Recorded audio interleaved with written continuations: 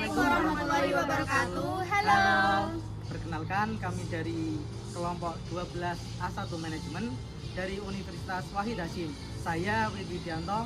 Saya Triksi Ali Edwin. Saya Alifia Zalfa. Saya Emi Ramadhani.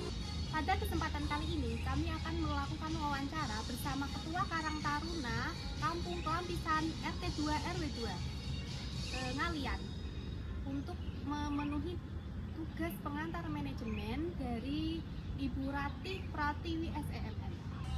Ikuti kami terus ya.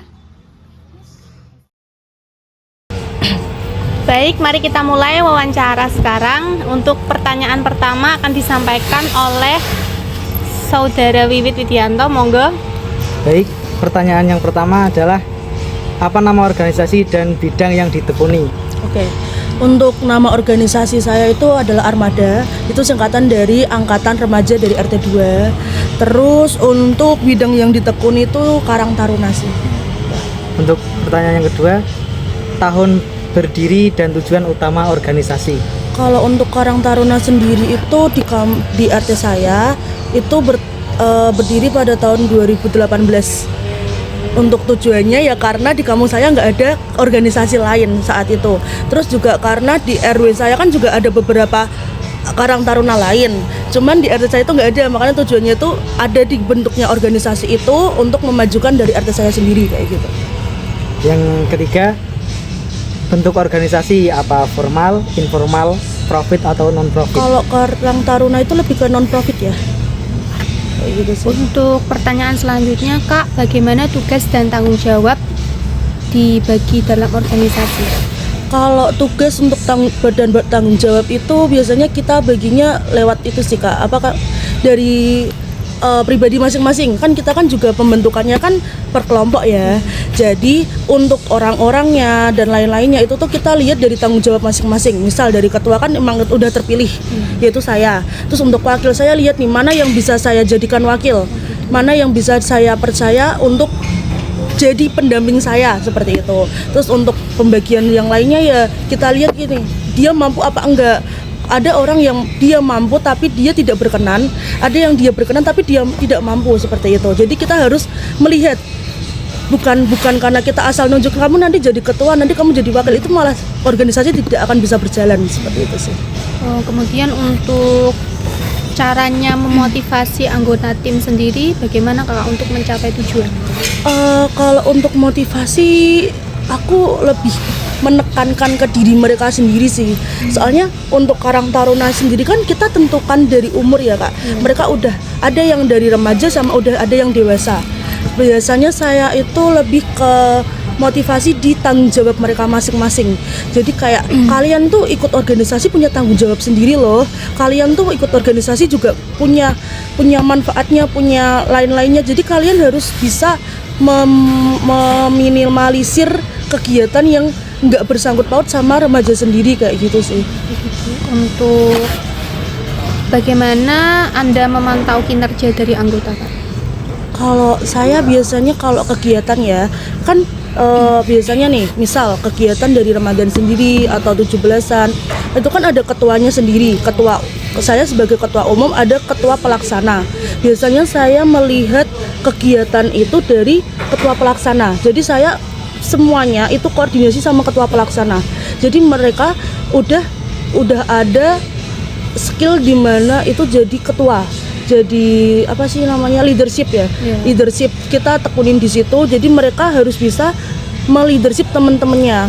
Jadi seperti itu sih. Jadi untuk pembagian sendiri kita kerjasama bareng tim. Gimana caranya? Tujuan kita kan satu. Gimana caranya kegiatan itu berjalan sesuai dengan roll down, sesuai dengan apa yang kita perlukan. Nah, biasanya gitu saya anunya dari leadershipnya sih, dari ketua pelaksana kayak gitu.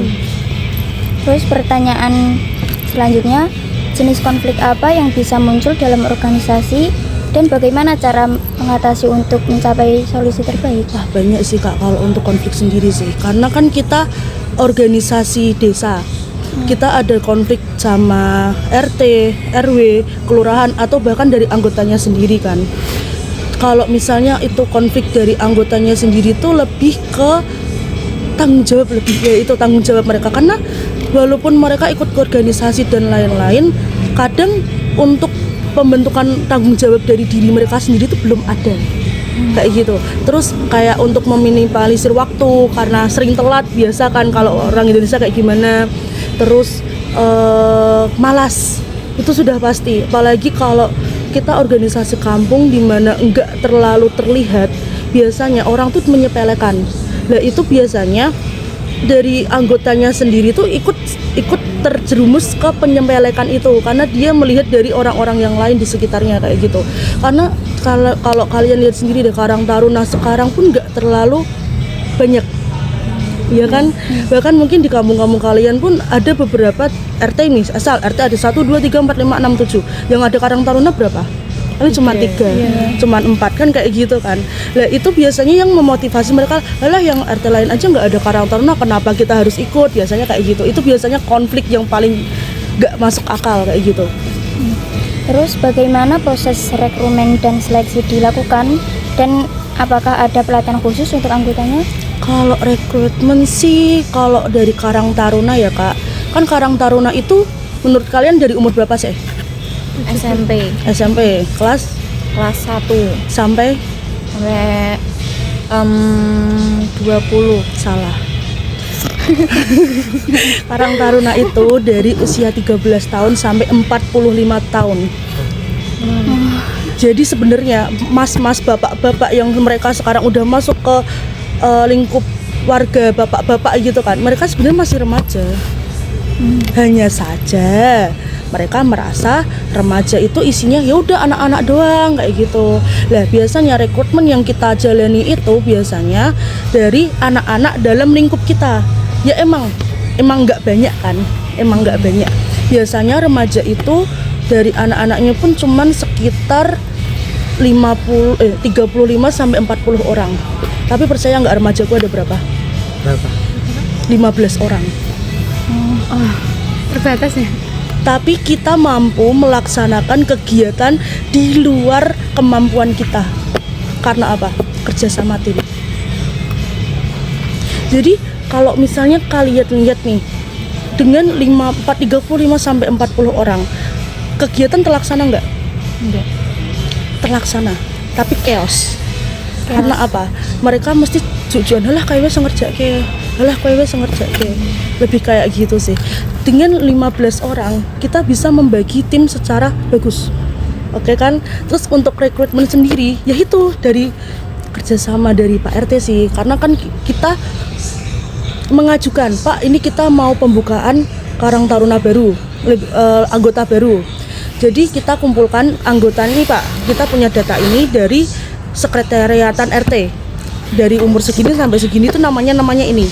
Terus kita ambil undangan, nyari undangan, disebar ke mereka ini dari nama A sampai Z ini buat rekrutmen. Tapi menurutmu mereka bakal datang semua nggak? Enggak kan? Yang datang berapa? Cuman 20 sampai 30%. Yang datang itu menurut kalian tanggung jawab nggak? Enggak. Tergantung kan?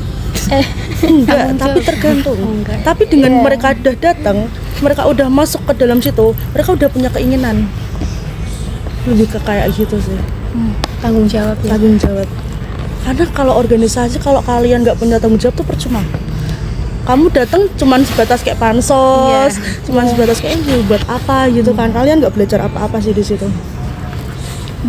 Terus bagaimana anggaran disusun dan dikelola dan apa tantangan untuk dalam mengelola keuangan organisasinya? Tantangannya karena kita lebih sering kekurangan dana. Cuman karena anggota saya itu pintar, mereka pintar mencari dana. Organisasi kan didukung dalam beberapa masukan Kak. Ada RT, RW, kelurahan, kecamatan, ya kan? Iya. Kita masuk ke semua. Jadi sampai bahkan Karang Taruna saya itu terkenal sering meminta uang di kelurahan. Karena kita saking kekurangan dana. Ibaratnya kalau orang banyak mungkin dana tercukupi, tapi kan pengeluaran juga banyak. Dengan orang sedikit kita bisa mengumpulkan banyak dana. Dari RT kita dapat. Karena RT saya itu pinter mencari sponsor. Untuk makan diberikan sponsor. Misal kegiatan kayak paling deket deh Ramadan. Ramadan kan kita ada kegiatan bagi takjil, pengulangan ngaji, terus lomba, terus ada juga takbir keliling. Menurut kamu dana itu butuh berapa deh? Banyak yang pasti sih Kak. 15 juta. Wah, sampai Tapi segitu itu, Kak. Sampai segitu. Kita nggak bisa memenuhi ekspektasi 15 juta itu bakalan bisa terlaksana semua kan. Kita masuk, kita ngajuin proposal. Nih Pak RT, kita punya dana segini, tolong dibantu untuk sponsorshipnya. Kita masuk ke RT, kita masuk ke RW, kita masuk ke kelurahan, ke kecamatan. Bahkan teman-teman Karang Taruna saya berani muter kampung.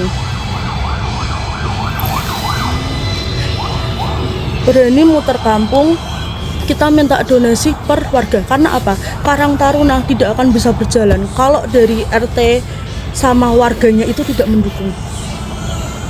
Ya kan? Sekarang gini, kita punya kegiatan A, B, C, D, E, F, G. Warganya tidak mendukung, berjalan enggak? Enggak kan? Percuma kayak itu. Jadi aku sangat bangga banget sama Karang Taruna aku waktu itu, karena Karang Taruna aku tuh bisa aku ajak jalan bareng. Karang Taruna aku bahkan bisa menggabungkan Karang Taruna RT lain yang bahkan nggak ada. Itu bener-bener kayak sehebat itu loh. Waktu sekarang pun kayak mereka pun bahkan RT-RT yang dulunya nggak ada Karang Taruna, karena sering kita ajak collab, sering kita ajak bareng, ayo ngerjain ini yuk gitu. Mereka akhirnya ngebentuk organisasi sendiri, ngebentuk Karang Taruna sendiri. Termotivasi. Kayak gitu sih.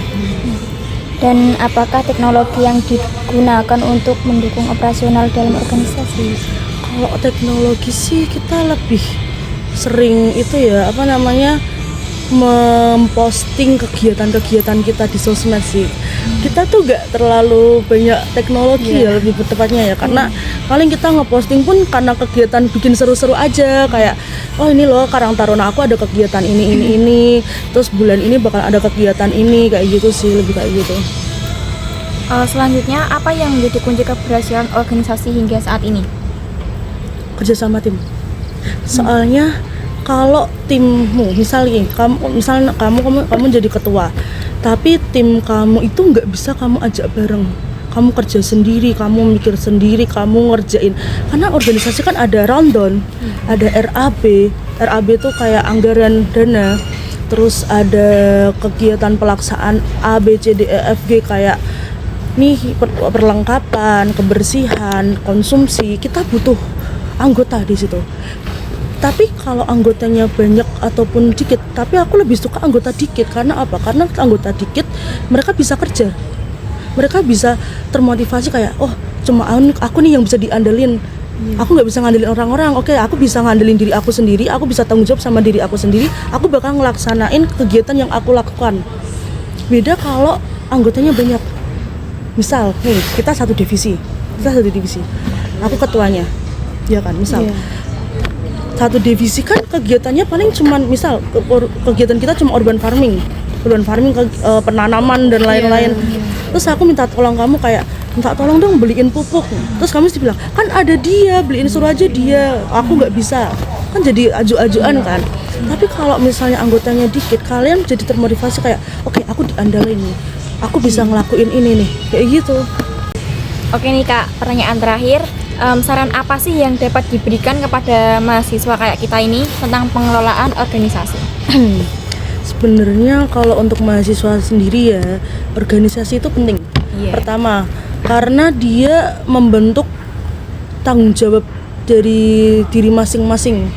Misal orang yang emang nggak semua orang yang ikut organisasi itu punya tanggung jawab, dan nggak semua orang yang nggak ikut organisasi bahkan dia tuh nggak punya tanggung jawab juga gitu loh. Jadi tergantung masing-masing sendiri. Cuman kalau dengan kamu ikut organisasi, kamu tuh ikut kebentuk dengan lingkungan organisasimu sendiri, ya kayak tanggung jawab, solidaritas, leadership, problem solving.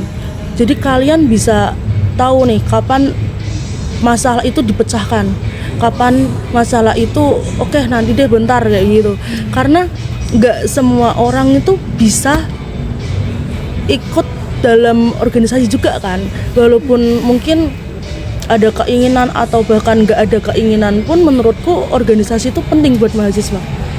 Karena juga gini tuh, di mahasiswa di perkuliahan kan ada berbagai macam manusia ya, dari sifat, sikap, perilaku, itu tuh bisa kalian lihat lebih dalam lagi ketika kalian ikut organisasi. Sifat orang itu bisa dilihat ketika kalian kerjasama bareng. Kalau kalian cuma pertemanan, kalian cuma happy, cuman makan, kafe, tongkrong dan lain-lain, itu teman yang emang baik tapi ada fake-nya. Sementara ketika kalian kerja bareng dalam organisasi atau dalam apapun itu, kalian bisa tahu, oh ini orang enak diajak kerja, oh ini orang nggak enak, oh ini orang munafik, oh ini orang kayak kok lelet, oh ini orang problem solvingnya nggak bagus. Jadi tuh kalian bisa menilai di situ. Soalnya di organisasi pun kan ada orang yang kayak gantungin, alah orang ada dia kok, aku mau sama dia aja lah, kayak gitu. Ya kayak kalian bikin tugas kelompok, pasti ada yang kayak aku ikut kamu aja deh, aku malas mikir. Aku ikut kamu aja deh, sini aku nyalin, aku malas mikir. Kan ada juga yang kayak gitu. Tapi di organisasi kalian bakalan lebih bisa tahu cara menanggapinya seperti apa. Lebih kayak gitu sih. Baik, terima kasih telah menjadi narasumber kami. Semoga apa yang disampaikan bermanfaat. Wassalamualaikum warahmatullahi wabarakatuh.